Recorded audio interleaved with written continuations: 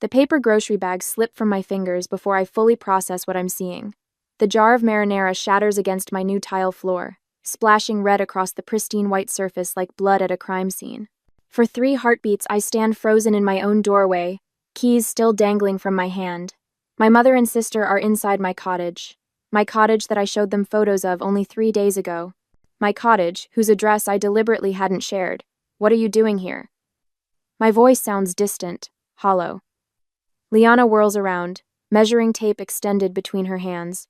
She's been measuring the guest bedroom, my home office, her expression momentarily startled before settling into something irritatingly entitled.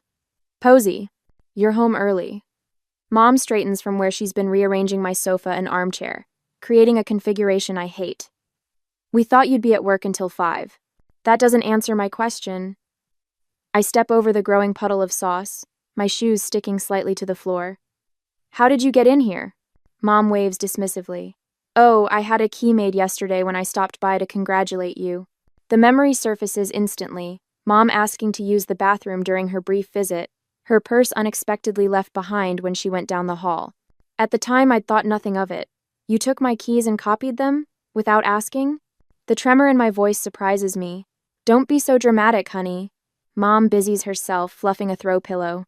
We're just seeing how to make this work for everyone. Make what work? The question forms but doesn't leave my mouth because suddenly I know. The realization crashes into me with the force of a physical blow. Fragments of childhood flash before me, Liana's 11th birthday with the hired clown and backyard carnival, while my own celebration that same year had been a store-bought cake in our living room. Mom's dismissive, "It's just not in the budget for you," contrasted with the lavish spending for my sister. The pattern had never stopped. When I announced I was house hunting last month, Mom hadn't congratulated me. She'd called Liana immediately to discuss opportunities. This is my home, I say, each word carved from ice. Not yours, not ours, mine. I cross to Liana and pluck the spare key from her hand, where she's been fidgeting with it. Her fingers close reflexively, then release. You can't be serious about living here alone, Liana says, her forehead creasing with practiced concern. This place has 3 bedrooms. The kids need space. Your housing situation is not my problem. The steadiness in my voice surprises me. After everything we've done for you? Mom's eyes widen, her hand pressed dramatically to her chest. Your sister's children need bedrooms. Family helps family, Posey. You know that. The familiar weight of obligation presses down, a lifetime of expectations that I'll sacrifice for Liana because that's what I've always done. But something has shifted inside me. The trembling in my hands stops as clarity washes through me. You have exactly 2 minutes to leave before I call the police. I'd point toward the door, arms steady. You wouldn't dare. Mom's voice sharpens. 1 minute, 50 seconds. They leave, Mom slamming the door hard enough to rattle the windows. I slide the deadbolt into place with a satisfying click. The phone rings 20 minutes later as I'm still cleaning marinara from the grout lines. Dad's name flashes on the screen. What the hell do you think you're doing? His voice booms the moment I answer. Your mother is in tears. You're tearing this family apart with your selfishness. I say nothing, scrubbing harder at a stubborn red stain. Liana needs help, Posey. That's what family does. You've always understood that before. Always understood, always accommodated, always sacrificed. Not anymore, I whisper, but he's still shouting, not hearing me. After I hang up, I stare at the family photo on my mantle. Mom, Dad, Liana with her perfect husband and 3 children, and me, slightly off-center, smiling the strained smile I've worn my entire life. For the first time, I see us clearly. See the pattern of sacrifice I've been conditioned to accept. I place the frame face down on the shelf. This house is mine. This life is mine. And I'm done giving pieces of it away. A day later, the Facebook notification pings while I'm sipping my morning coffee. A rare moment of peace 3 days after the marinara incident. Something about Liana tagging me. I tap the icon, expecting another passive-aggressive family photo where I'm awkwardly positioned at the edge. What I find stops my breath. A post from 3 weeks ago before I'd even closed on my cottage shows Liana's 3 children squeezed into their shared bedroom. The caption reads, "Kids are finally getting a bigger place soon. Blessed. Family first." My thumb hovers over the screen as I scroll to the comments. Which bedroom does Ellie get? Asks one of Liana's friends. Liana's response. The blue one with the bay window. Jack and Tyler will share the room across the hall. Mom thinks the third bedroom should stay a guest room in case Aunt Carol visits. My coffee mug slips from my fingers, splashing hot liquid across my bare feet. I barely notice the burn. 3 weeks ago. They were planning this 3 weeks ago, before I'd even signed my mortgage papers. I bolt to the bathroom, my stomach heaving as the magnitude hits me. This wasn't an impulsive idea after seeing my house. This was calculated, planned. They had been strategizing how to take over my home before I'd even purchased it. My phone buzzes with a text notification as I rinse my mouth. It's from Dad, but he's accidentally included me in a group message meant for Mom and Liana. Don't worry about Posey's tantrum. Mom has written, she'll give in once you're settled. She always does. The shaking starts in my hands and spreads until my whole body trembles against the cool bathroom tile. She always does. 3 words that summarize my entire life. The family dinner invitation arrives via text the next evening. We need to talk about a solution, Dad writes. Your mother's making pot roast, 7 p.m. I should refuse. Every instinct screams to stay away, but some withered, hopeful part of me wonders if maybe, just maybe, they've reconsidered. When I arrive, the table is already set with Mom's good china. Dad, Mom, and Liana sit clustered on one side, an empty chair waiting for me on the other. The division couldn't be more obvious if they'd drawn a line down the middle. Posey, Mom says, her smile tight. We're so glad you could join us. Before I can respond, Dad slides a manila folder across the table. We've found the perfect solution. Inside are printouts of 5-bedroom houses, all within 2 miles of Liana's children's school. Each listing has been annotated with notes like perfect playroom and good backyard for the kids. These are lovely, I say carefully, for Liana and Mark. Dad clears his throat. For all of you, together. We've already talked to your bank. Mom adds, stirring her iced tea. Transferring your mortgage to a different property is quite simple. The difference in price would be manageable if everyone contributes. My mouth goes dry. You contacted my bank? Just preliminary discussions, Mom says, waving away my concern like an annoying fly. Your furniture won't all fit, of course, Liana chimes in, but we could sell the extra pieces. We'll need space for the kids' bunk beds. The front door opens, and Mark strolls in, late as usual. He nods at me before turning to Dad. I was thinking about the garage spaces. The left side would work better for my truck, if Posey doesn't mind parking on the street. The casual way they're dividing my property, a home they've never contributed a penny, toward leaves me speechless. My hands curl into fists beneath the table. Posey, Dad says, his voice dropping into the serious tone he used when I was a child and had disappointed him. Refusing to help would show you don't really care about being part of this family. Mom reaches across the table, not quite touching my hand. Think about your relationship with your nieces and nephew. Children remember who was there for them. Everyone knows family comes first in this town. Liana adds, her eyes narrowing. What would people think if they knew you had all that space while your sister's children are crammed into one room? The weight of their expectations presses against my chest. For years, my entire identity in this family has been Liana's supportive sister, never just Posey, with my own dreams and needs.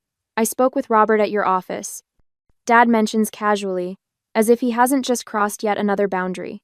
He understands your family crisis might require some flexibility in your schedule, to help Liana with the move. After all we've done, Mom adds, her voice trembling with practiced emotion, providing a home for you all those years.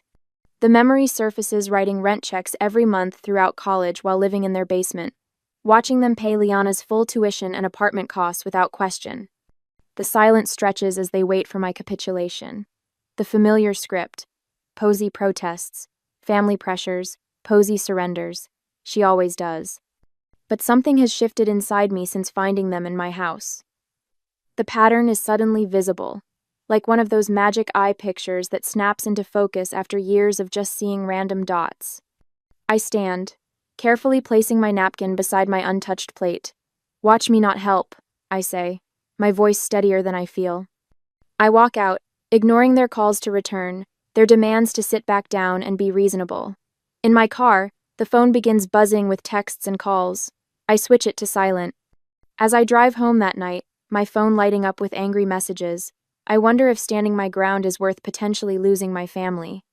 Should I maintain this boundary at all costs, or find some compromise that wouldn't completely sacrifice my independence? The house was mine, but was complete separation the only way to protect it?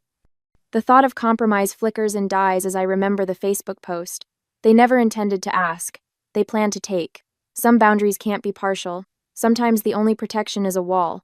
3 days after the dinner ambush, notifications ping my phone like tiny detonations. Each one jolts me from whatever momentary peace I've managed to find. I make the mistake of looking at Liana's latest Facebook post, her children squeezed onto a pull-out sofa, faces arranged in exaggerated pouts. The caption reads, "When family abandonment means your kids don't have proper bedrooms. Family first. Unless you're selfish, apparently." My stomach twists as I scroll through the sympathetic comments. People I've known since childhood offer prayers and support. 3 different church ladies promise to speak to me about Christian family values. My finger hovers over the reply button, but what could I possibly say that wouldn't pour gasoline on this fire? My phone buzzes with a text from Mrs. Hatcher, my 3rd-grade teacher. "Your mother showed me pictures of your beautiful home. So much space for just one person. I raised 4 children in half that size." I set the phone face down on my kitchen counter and grip the edge until my knuckles whiten. The betrayal burns like acid in my throat, not just from Liana, who I've come to expect this from, but from Mom. She's plastered photos of my house online with captions about forgetting where you came from and what happens when success goes to your head. The doorbell rings, sending my heart rate skyrocketing. Through the peephole, I spot Pastor Williams on my front step, Bible tucked under his arm. This isn't a coincidence. This is a coordinated attack. "I'm sorry, I'm not available for visitors today." I call through the door. "Posey Adams, I've known you since you were in Sunday school. Your family is concerned, and as your spiritual advisor." I didn't request spiritual advice. I interrupt, surprising myself with the firmness in my voice. "Please respect my privacy." His sigh carries through the door. "I'll be praying for your heart to soften." After he leaves, I sit at my kitchen table and make a list of everything that's happened in the week since I threw my family out of my house. The scale of their retaliation is becoming clearer and more frightening. Yesterday, I discovered the first concrete evidence of how far they're willing to go. My mortgage statement hadn't arrived, so I called the bank. "We've been sending it to your updated address," the representative explained. "Your parents contacted us about forwarding your financial documents to their home for safekeeping." The violation leaves me breathless. They nearly succeeded, would have, if I hadn't been vigilant about my payments. What else have they diverted? What other pieces of my life are they quietly commandeering? Sleep has become almost impossible. I lie awake, cataloging potential vulnerabilities, jumping at every creak and rustle outside my windows. The thought of checking my mail each day fills me with dread. What new boundary will they have crossed? What fresh guilt trip will be waiting? This morning, I received an email from my homeowners association. My parents had contacted them with concerns about commercial activity at my address, a complete fabrication, but one that required me to respond with formal documentation, proving I work from home occasionally but don't run a business. The cost of this estrangement keeps mounting. But the alternative, a lifetime of exploitation, of being seen as nothing more than Liana's support system, seems unbearable now that I've glimpsed freedom. I start small, changing passwords, setting up mail, forwarding directly to my workplace, installing security cameras at every entrance. I document each unwanted contact, each social media post, each attempt to access my personal information. The methodical process steadies my shaking hands. When the security company finishes installing my new system, I feel a strange blend of sadness and relief. My home, the place that was supposed to represent my independence, now resembles a fortress. The next morning, a small miracle appears on my desk at work. A loaf of homemade bread wrapped in brown paper with a note tucked beneath the twine. "Sorry I blabbed about your new place. Not everyone thinks you're wrong.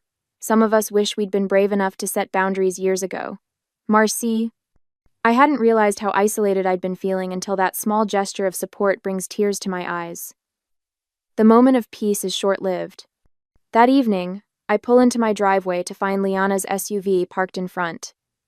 Through my front window, I can see shadows moving inside my house. The familiar surge of violation is accompanied by something new, cold, crystalline anger. This time, I don't hesitate. I call the police from my car, watching as neighbors peek from behind curtains at the unfolding drama. By the time the officer arrives, my family has noticed me sitting in my driveway. They spill onto the front porch, Mom's face contorted with self-righteous indignation, Dad's reddened with anger, Liana clutching her purse to her chest like a shield. "She's throwing her own family onto the street," Liana cries dramatically as the officer approaches. "We were just visiting." "With what key?" I ask calmly, showing the officer my security camera footage on my phone. "I didn't give you permission to enter my home." Mom steps forward, eyes darting toward the gathering neighbors. "How could you call the police on your own blood? What will people think?" Something shifts inside me. The question that has controlled my entire life, what will people think, suddenly seems absurdly irrelevant.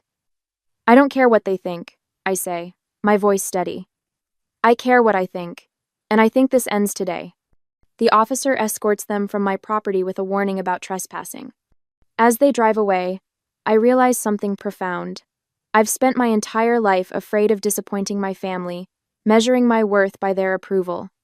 But I've never considered how consistently they've disappointed me, how little they've valued my independence, my choices, my right to a life that isn't defined by what I can give them. The next day, Dave, a friend from college who now practices family law, helps me draft a formal cease and desist letter. "They're counting on your guilt," he tells me as we review the document. "They've weaponized it your whole life." When Liana shows up at my workplace the following week, her eyes swollen from theatrical crying, my coworkers form an unexpected protective barrier. Marcy intercepts her at the front desk. Two others happen to join me for lunch when Liana tries to ambush me in the parking lot. The contrast is stark. These people who owe me nothing respect my boundaries without question, while my family, who should protect me, tramples every line I draw. With each day, I find my voice growing stronger. "No" becomes easier to say. "This doesn't work for me" rolls off my tongue without apology. The words, "I've made my decision," no longer feel like a betrayal. At home, I change all the locks, upgrade my security system with door cameras that send alerts to my phone. I gather financial records, text messages, social media posts, a paper trail documenting years of exploitation. The folder grows thick with evidence I hope never to need but feel safer having. The notification appears on my phone while I'm in a meeting 2 days later. The doorbell camera shows my mother on my front step, trying a key in my lock while glancing nervously over her shoulder. The key doesn't work. I've changed the locks twice since the last confrontation. Her expression darkens as she tries again, then reaches into her purse for what appears to be another key. My heart pounds as I watch the footage. This isn't over. This is just beginning. I spend my Sunday afternoon assembling evidence like puzzle pieces on my dining room table. Every trespass, every manipulation, every lie documented with military precision. The security camera footage plays on my laptop, showing Mom trying 3 different keys in my front door yesterday while I was at work.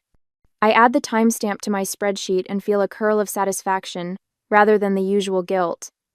"This looks comprehensive," Dave says, adjusting his reading glasses as he reviews my documentation. My lawyer friend has squeezed me into his Sunday, bringing the scent of coffee and legal pads into my living room. "The cease and desist letter should be ready tomorrow. Will you be okay delivering it yourself?" I need to do this myself. I add the mortgage company's call recording to a labeled folder. The representative's voice still rings in my ears. "We spoke with someone claiming to be your mother about transferring your mortgage to another property. We informed her this wasn't possible without your direct authorization. My therapist Judith's advice guides my hand as I organize everything. Document, don't engage. Facts, not emotions. Boundaries, not arguments." Monday morning, I place the certified letter in my mother's hands. She doesn't open it, just stares at me with wounded eyes as if I've betrayed her by protecting myself. "You'll regret this," she whispers, but takes the envelope. 3 days pass in blessed silence. No calls, no texts, no unexpected visits. I sleep through the night for the first time in weeks. Thursday brings the inevitable escalation. I'm reviewing code at my desk when Marcy from accounting appears at my cubicle, eyes wide. "Your parents are in the lobby," she whispers. "They told reception your sister was in an accident, and they need you immediately." Cold dread washes through me until I spot the text from Liana complaining about her kids' school lunches time-stamped 2 minutes ago. I find my parents arguing with our receptionist, Mom dabbing at dry eyes with a tissue while Dad demands I be brought out immediately. Family emergency. He barks at the young man behind the desk. Her sister's been hurt. I just texted with Liana, I say, stepping into view. My voice remains steady despite the tremor in my hands. She's fine. Mom drops the tissue. Posey! Thank goodness. We've been so worried. Miss Adams? My boss appears beside me, her expression carefully neutral. Is everything all right? Dad attempts his charming smile. Family matter.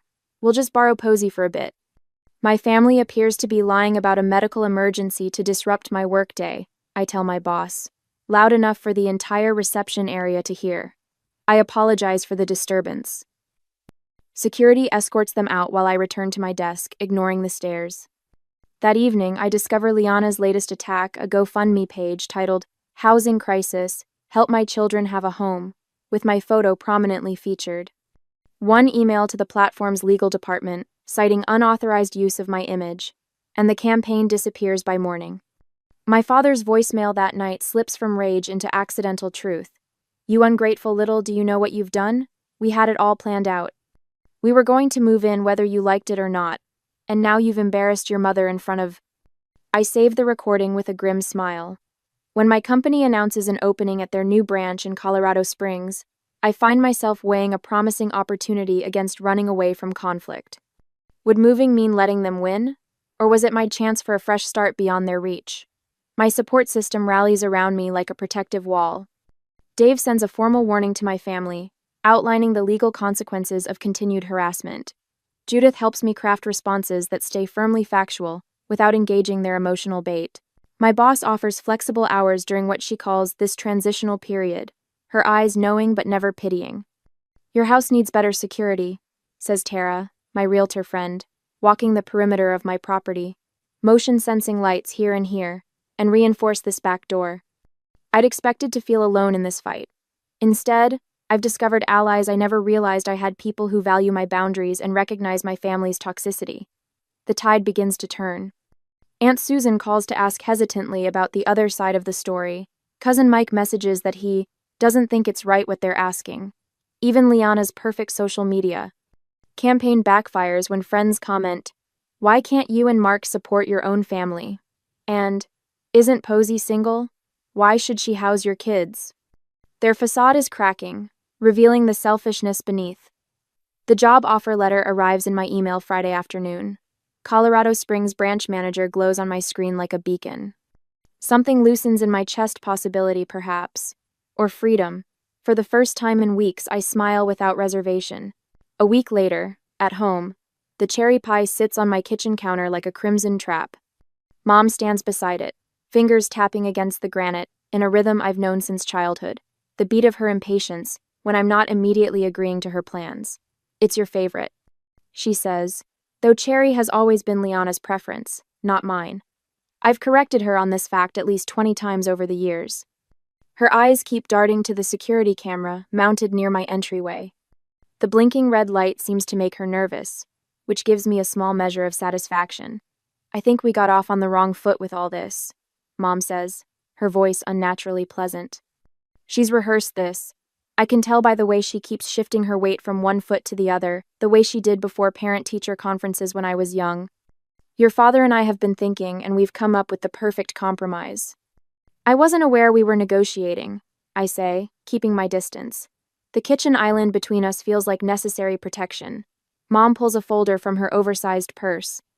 We found some lovely properties just 15 minutes from here. 5 bedrooms, plenty of space. She slides several glossy listings toward me. You sell this cottage, we all move into one of these. There's even a mother-in-law suite for Liana's family.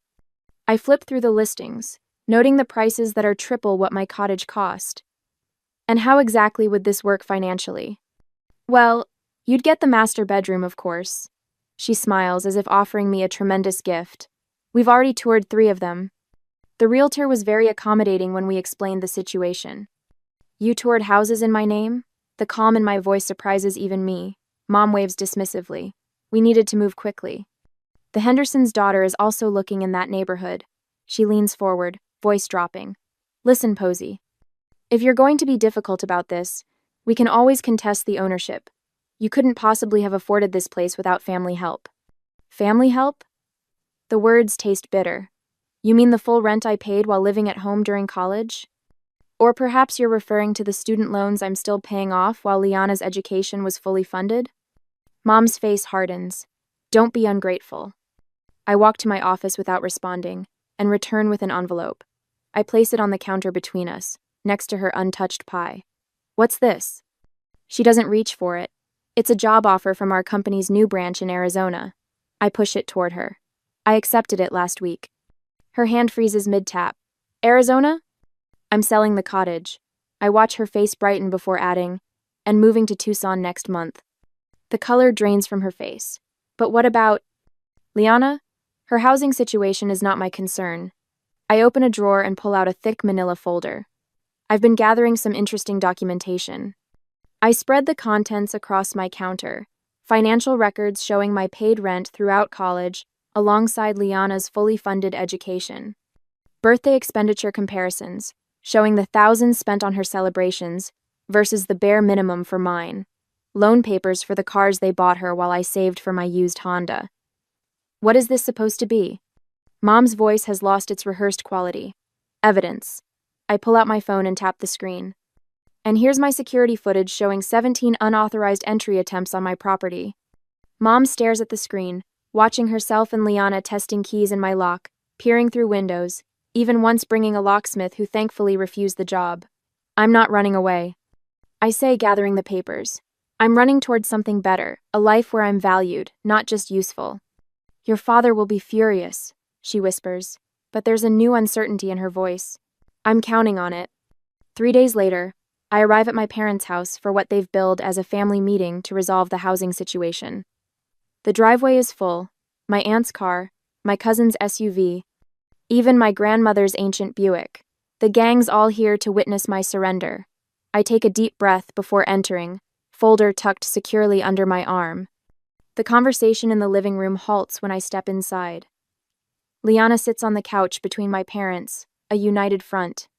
The extended family is arranged in a loose semicircle, an audience for the performance. There she is, Dad says, standing with a forced smile. We were just about to explain our solution to everyone. Actually, I say, my voice carrying across the suddenly silent room, I have an announcement first. I place my folder on the coffee table and open it to reveal the listing for my cottage, complete with professional photographs and a bright red for sale banner across the top. My house goes on the market Monday, I say, and I've accepted a position with my company's Arizona branch. I'm moving next month. The silence stretches for 3 heartbeats before Liana's shriek shatters it. But what about us? Where are we supposed to go? I meet her gaze steadily. The same place you've been living. The same place you'd still be if you hadn't tried to take what's mine. Dad stands, face reddening. This is how you abandon your family? After everything we've done for you? Everything you've done? I pull out copies of my documentation, passing them to my grandmother and aunt. Here's a record of what you've actually done. Different rules for different daughters, different support, different expectations. My aunt's eyes widen as she scans the papers. You made her pay rent during college while paying for Liana's apartment? It built character, Dad snaps, but his confidence wavers as more family members begin examining the evidence. You should see the security footage, I add, loud enough for everyone to hear. Them trying to break into my house while I'm at work, calling my mortgage company pretending to be me, creating a GoFundMe claiming I was in financial distress. Grandmother's hand covers her mouth. Is this true? My parents' silence is answer enough. As I drive home that evening, my phone buzzes with texts, not from my parents or Liana, but from my aunt, my cousins, my grandmother. Words of support.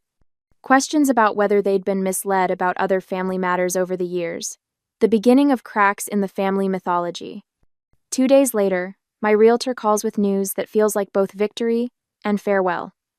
You've got an offer already, she says. $20,000 over asking, cash, with a 30-day close. I'll take it, I tell her without hesitation. One more thing, she adds.